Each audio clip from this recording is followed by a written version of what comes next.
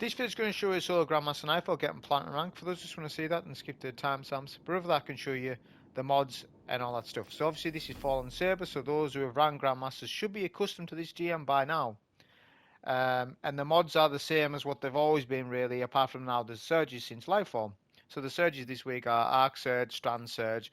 The overcharge weapon is a fusion rifle, which you can use, but you don't really need to use, to be honest. Chaff, Arachno, the basic modifiers that we've been running all these years. The threat is Arc, so you need to know that when you're putting resistance mods on your chestplate, and the champions are Barrier and Overload. So before anything, this is what my artifact looks like. These are the mods that you want. Shock and Awe, Lightning Strike Twice, Countercharge is a big one. Make sure you're using that for GMs. Electric Armor, Amped Up, Thunderous Retort. Get all that stuff on, and then maybe have authorized mods as Arc as well, because it's just really good for doing your builds. So speaking about the build, if I just inspect it like this, it's all on one screen, it's easy for people to look at. Chaos Reach, Stormcaller we're using, Pulse Grenade, the aspects, Electrostatic, mine Arc Soul. All the sparks that you see, I highly recommend. Apart from maybe feedback, if you don't want to use feedback, then put something else on if you want. Spark and feedback's good because it gives you plus 10 resilience for free. My stat distribution means it's a tier 10, 9, 9. That's resilience, recovery, discipline. It's a really nice split for what I'm using, so I like it. My exotic choice is Geomag Stabilizers for obvious reasons with Curse Reach. Does huge damage. If you want to use like support style exotics like Sunstar, Crown of Tempests, the Stag, if you really want to do that, you can. But I think Geomags is a little bit better when you're solo because you want more damage. I always prefer the more damage option, generally speaking, not always. These are the mods you see on screen. I'm not going through them all, but notice I've got Arc Weapon Surge on. Reason why is because we've got Counter Charge on, which means we're going to get high energy fire or, well, you know, charge with light. Not high energy fire, but you know the damage bonus with weapon surges. The weapon wise, we've got Braytech Werewolf because it's barrier champions, so we need a barrier weapon on, and it's only barrier auto, and this is one of the best autos I own for this type of setup. And then we're using Thunderlord as our exotic choice because it's a switch up and it's got Overload built within it. And we've doubled up with another Overload weapon, Tarnished Mettle, which is an Arc Scout Rifle, take advantage of the surge. So we've got two Overload weapons, plus our Arc abilities can Overload. So we're fully spec'd for Overloads, obviously. So that's everything that we're using. So we've Fallen Saber, obviously you've got this opening encounter where you've got to capture the zone. There's two different ways of doing this solo. There's the traditional way of just doing it, clearing all the enemies, which honestly isn't too difficult.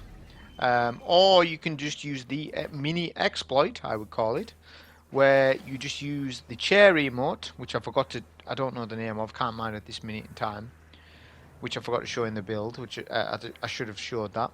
But basically you can emote into the Warsat, right, as long as your head is roughly in the Warsat, then none of the enemies will detect you, but none of the champions will despawn neither, so you will still get platinum rank. I'll repeat, you will still get platinum rank if you do this mini exploit. I'm impartial to this. I've run this GM a lot of times over the years, and I've captured the Warsat legit because this wasn't always a thing, or it wasn't found out way back when. So I'm impartial to what you do. It doesn't matter. I know people complain, oh, you're doing the cheese. Listen, the cheese is actually can be slower. It can be slower depending on how you're doing it. So it doesn't matter to me. Whatever you want to do. I'm here to just show you it. So this is how you do it. But when you get to 99, 100, start to make your exit. Right? Because you need to... You can't just sit there when you get to 100% because the Overload champion more than likely might kill you. So make sure you get out the circle when you get to 100. All enemies will despawn, of course, right? And so will the Warsat. And then you just have the 3 champs still, which you can do it up on the cliff.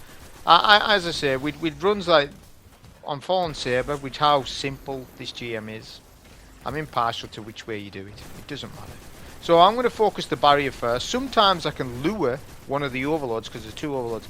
Sometimes I can lure the overloads away from the barrier and then kill one of the overloads. That doesn't always happen though, so don't count on it. This auto rifle's really fantastic. It's got a lot of range. I think you can pick up this auto from collections. I don't mind what the roll is, but I think you can. So if you want to use this a good auto, then this is what I recommend. There's plenty of auto rifles in the game, and they're not ideal for barrier. We know this, but it's the only weapon that was given to us for barrier. So people are using Wishender. They're going to, because it's the most reliable weapon to stun barrier champions solo. It is hands down the best weapon in the game for GMs, especially when barrier champions are involved. Now, there's not many barrier champions in this particular GM, but when it is like Lightblade, you know, your Wishender and your Arbalist are going to be your top 2 weapon choices, because you need to be able to be stunning barriers as soon as, right? But just in general, the other benefits that Wishender does that other legendary weapons don't do is that they can one-shot GM enemies. You just take note how much ammo I have to use, or how many shots I have to use with this scout to kill a GM ad. It's ridiculous. Even though they did buff scouts, was it 10%? Honestly, there's that many buffs and nerfs going on that I don't keep a track of all this stuff. I think it was a 10% buff to scouts. It wasn't enough. It should have been 20%. It's still not high enough. I'm still having to literally, you just count how many shots it is until I actually kill an ad. The scout's good what I'm using, and it's got an explosive, and I do enjoy this scout. But still, it's too many shots to try and kill just one trash mob enemy in GMs. Make sure you've got a nade for this little section, this room, because you want to pulse grenade, healing rift, right? And then come into this little section here, and this is where you want to fight from. This is, if you play smart, this is safe, and you should not die. I was lazy with my movement because I haven't played the game, barely played it since the dungeon. Once I got my solo flawlesses on the new dungeon, I put Destiny down. I just wasn't into it, just wasn't playing with the season and everything. So my movement's lackluster, but I still got it done first go. As soon as I come on, I got this done. So that's just memory of this GM and knowing where to stand and what I can get away with. So I know there's a lot of vandals around that corner, so a pulse grenade is fantastic to do that. So if you can get a good uptime on your abilities, get your ionic traces, it's going to help you clear out this section a little bit better. Because don't rely, like if you went with Thunderlord, right? My loadout isn't, I wouldn't say it's the best loadout. I mean weapon loadout. Your best weapon loadout would probably be Le Monarch, I think. Even though they nerf Le Monarch, it's still good in GMs. Don't make no mistake, it's still a fantastic weapon.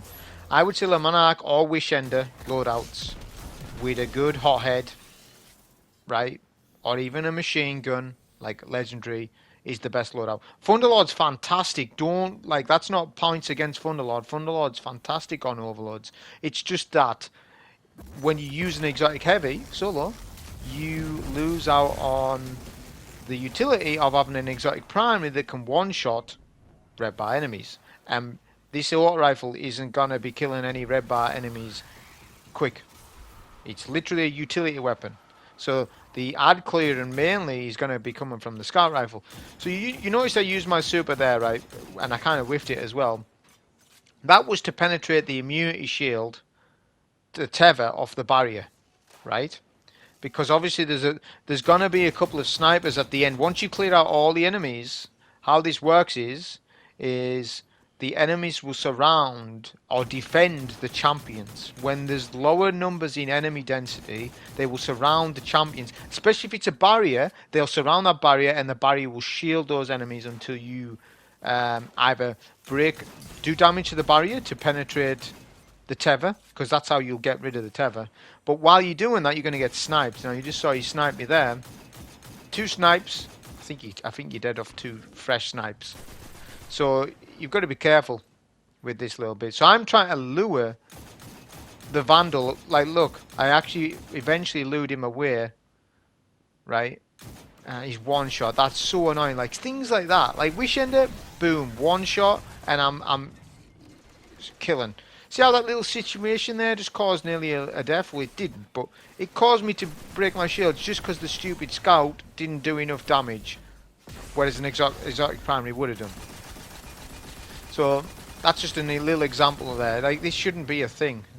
Legendary weapons should be more powerful in GMs, and that's the trouble that we face now. I'll talk a bit more about that as the run goes on, because when you kill one of the champions, whether it be barrier or overload, I highly recommend you kill, in that instance, the barrier, because having a barrier up is catastrophic, because the overloads will go to where the barrier is, and then you're going to have shielded overload enemies. You don't want that. So you choose option B, and that is you kill the barrier. You then got 3 overloads alive, sorry, 2 overloads alive on this section, which is fine because the overloads aren't threatening, right? The arc ones are, because their arc guided attack will come in round corners, and that's where you could be managing your HP, looking at it, right? You're 30%, you're like, oh, it's okay, I'll just strafe, but then there's a load of shots come round the corner and kills you. That used to be a thing back in the day before resistance was a thing in like how strong it is now. So it's not as bad as it used to be, but it is a thing. So just take note on what style of champ you were up against. There are 2 different style of overload fallen captains. There's the solar ones with load of wolves. You can see this one. They're deadly up close, but not threatening from a range. And then you've got the arc ones that they don't hit you hard, but round cover they're annoying to fight against. So you've got to know, like, make sure you're getting your strafe on the strafe, like I'm doing a couple of shots and strafing. If you're going to go this route of having your primary weapon as a scout rifle, make sure it's an explosive style one, because they are more reliable than a scout, say, with Vorpal, which will put out the damage, but it isn't giving you an extra stun effect that explosive does. Now, I messed up here massively. I thought, what I'm trying to do here is I'm trying to destroy the fuse, because as you destroy the fuse, right, they then have HUDs. Now, I heard an audio cue of the fuse getting destroyed, but my memory didn't serve me well that there's different audios for, like, it initially blasts and then it does another sort of audio cue to say it's destroyed. So I went to super the ads, and it looks so dumb what I've done. I've just wasted my super basically, but you know what my intention was. It was to clear the ads. It was to spawn kill the ads at the door. So just make sure that that fuse is definitely destroyed. But you need to be quick about it, because once the fuse is destroyed, if you're going to use your super in that manner, do it right away. Like, instantly turn around and kill them.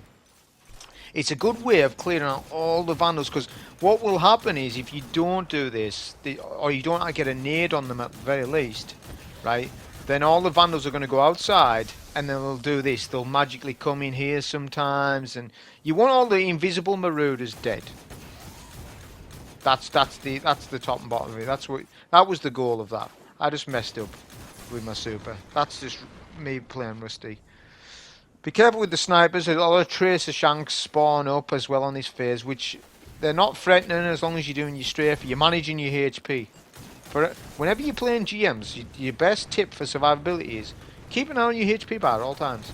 And that's easier said than done. Like, yeah, of course you're going to look at your HP bar, but are you going to micromanage it while you're fighting enemies? Right? So even when I'm in a healing rift, it's like, are you micromanaging how much, your shields can break in a healing rift, and it's like, oh, I might need to do some strafing in my healing rift still to stay alive, depending on how much enemies in the room, all this sort of stuff. So you're making these little decisions. You should be making all these decisions as you play. I'm going to use a bit of Thunderlord and commit. And get a finisher kill. Now that's another. I'm getting penalised here again. This is 2 penalties for me to use an exotic heavy. There's 2 negative points. Point number 1, I'm not being able to one-shot enemies with a primary because I'm using a legendary primary. Number 2, I'd get less heavy because I don't have an exotic primary on to generate heavy.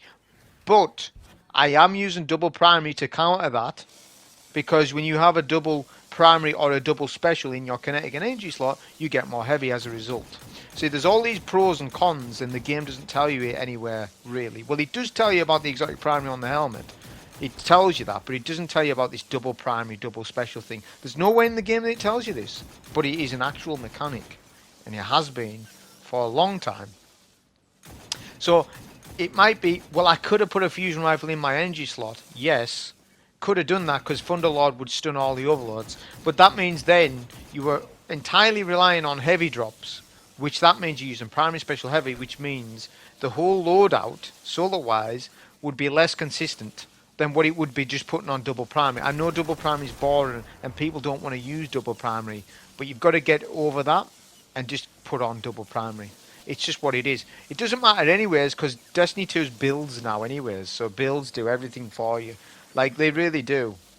I'm actually an advocate of gunplay, but the way gunplay is going in this game, like, you don't need the gunplay. You just need abilities. Now, I actually done this completely wrong. What you meant to do, and there's other videos, you should probably watch someone else's video on that little section, but I can just quickly tell you. So, I should have followed the arc wave, threw a grenade, but then kept running. I stopped. I don't know why I hesitated. I don't know why I done that. It just shows I still survived. I made a huge error, right? Still survived. No problem. So just make sure you do that a little bit right, because with the orb, that is the highest, that is the biggest danger in this GM, is actually doing the orb. Everything else in this run is safe. It really is. And Arc's really good for clearing out all the enemies. Notice as well, I went for the overload. So make sure you've got a super for this room, and what you want to do is get a stun on that overload that's at that ramp, right, and melt the overload. Your goal is to take out as many overloads as you can before the barrier. But if it comes to the point where there's just a barrier and two overloads, and the barrier is just shielding the overloads, you're gonna have to deal with the barrier.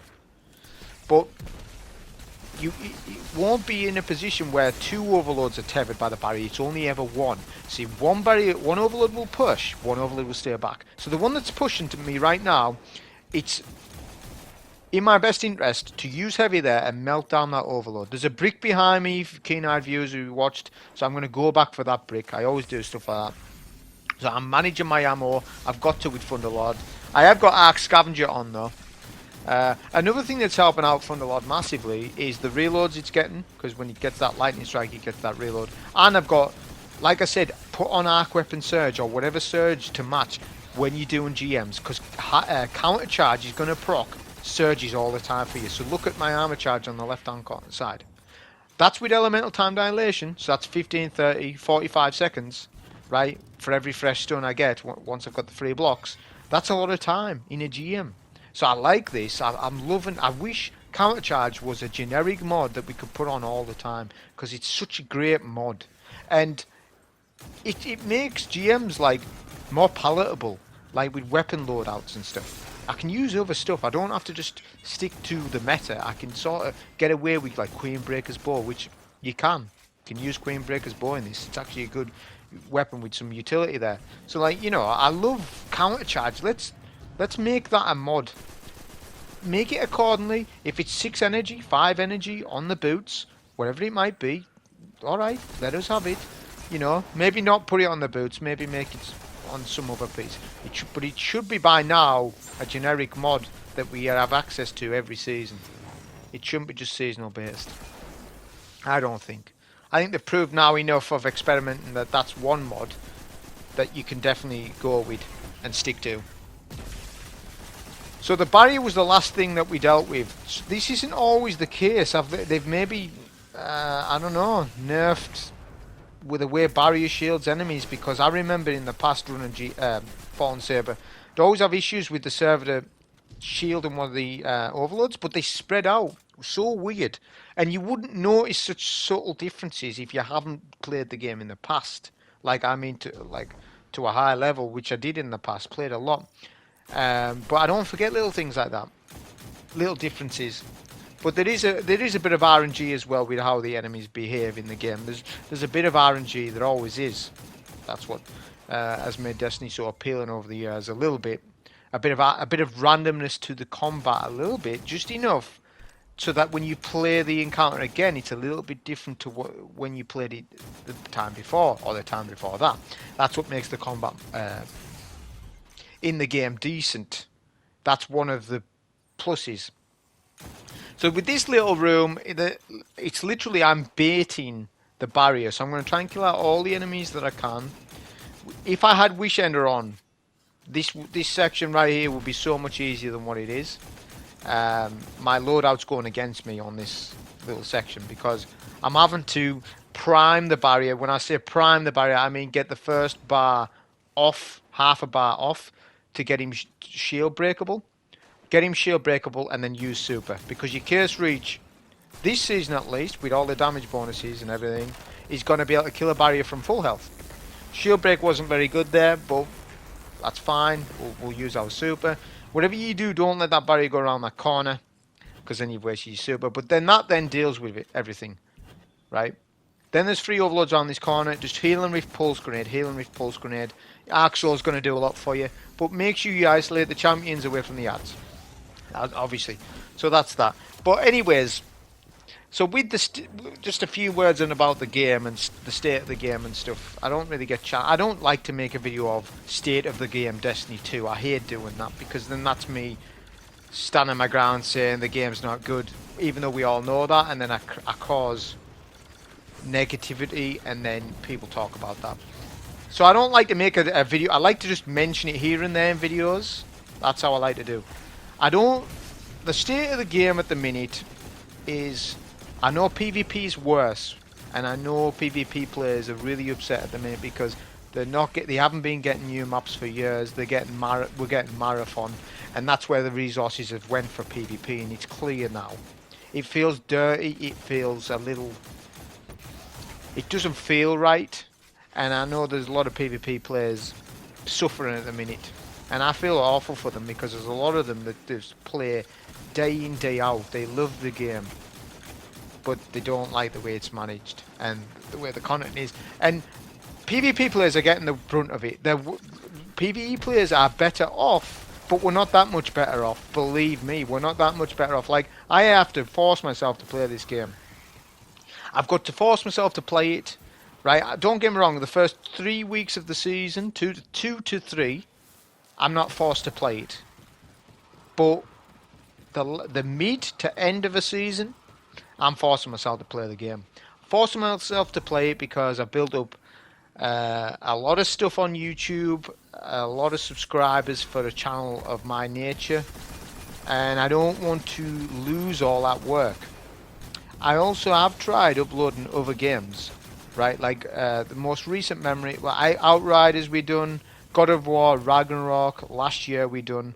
The thing when I done the God of War Ragnarok thing, when I was uploading that, was it almost destroyed the algorithm for me for my YouTube channel, because my name is associated with Destiny 2. That's all it's ever been associated with. So if you type my name in on Google or whatever, it's associated with this game heavily, right? So once I start uploading other games, YouTube's like, nope, we are not recommending this to anybody. And it's like, it really puts me in a bad position, because if this game goes under next year, which I have a suspicion it might do, right, after Final Shape, the way things are going, if things are going to go south, then all my YouTube thing that I've tried to build up over the years is going to be worth nothing. It'll be all for it won't be all for nothing, but it will be in a sense. And I don't want that to happen, so I'm thinking now how I can translate my analytical content, my highly curated content that I do, that barely no one else offers. There is a few people, a handful of people that offers this style of content. I'm also on a different platform. I feel as though now on YouTube I'm literally one of the only ones. It's all PC. And the trouble is with this, I have nothing against PC players. There's some amazing PC players I've met and I do talk to and I do know. But the problem is, solo play is different on console to PC, and always will be. Now, how much different is it?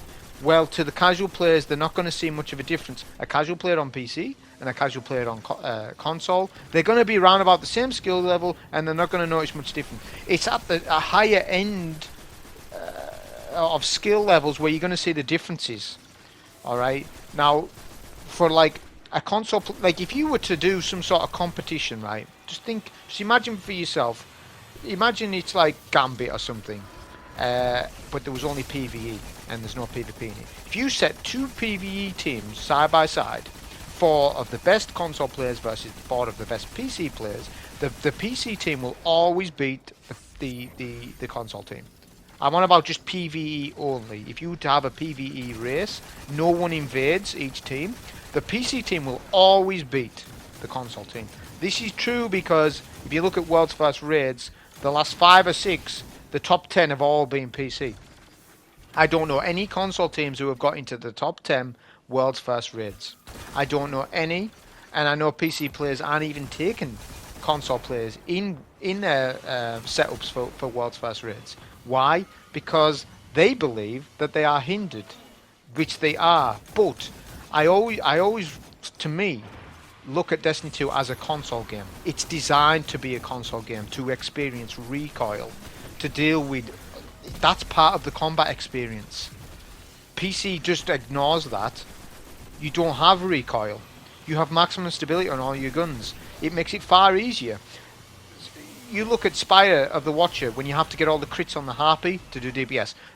A PC player can do this very easily, which gives them more time for DPS. Console players struggle to even shoot all their eyes solo. That's one example. Or aim assist. Aim assist is going against us. I want aim assist to be switched off. I want us to have a turn on or off option. It's too strong, or maybe the sensitivity of the aim assist needs to be adjusted. But at the minute now, aim assist is such a huge problem for PvE players. It's such a huge problem. Like, you're trying to DPS with a linear fusion on Ghost of the Deep, and this acolyte comes in your view, and he says, "Get down, Mr. President," and you're like creating an acolyte instead of the boss, and you've just lost damage. And then you've got to re-aim up. My God, it is really bad. So those are the issues that I foresee. No new strikes, barely any new strikes. GMs are stale. There's a whole host of issues, but that's just what I think at the minute with the game. There's not lack of motivation. Why gild your Conqueror seal? Why?